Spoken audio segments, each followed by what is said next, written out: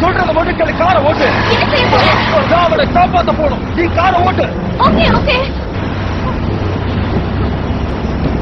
ஸ்டெடியா ஓட்டு. சரி போறேன். டைட்டா பிடிச்சுக்க விட்டுறாத. சரி. முடிஞ்ச அளவுக்கு க்ளோஸா போ. நான் அவங்கிட்ட போகணும். போதுமா? இன்னும் கிட்ட போ. இப்போ அப்படியே இரு.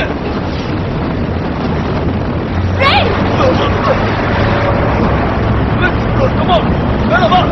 எப்படியாவது உன்னை காப்பாத்துவேன். கவலைப்படாத, பயப்படாத. வா மேல வா. பயப்படாத. காலை எடு. என்ன ஆச்சு?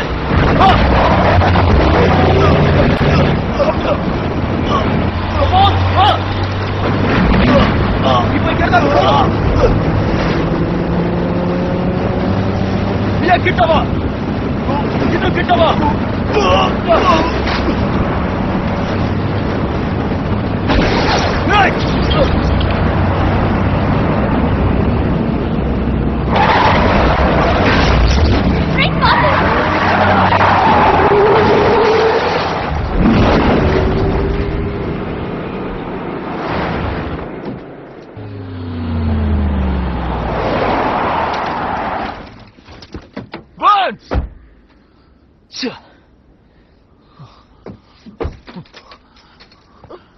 உனக்கு நாகலையே. I love you. அவளை பாத்துக்க. கமான், கொஞ்சம் பொறுத்துக்க.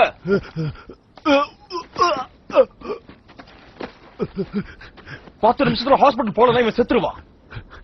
ரத்தம் ஓவரா போயிட்டு இருக்கு. அப்படிதான்.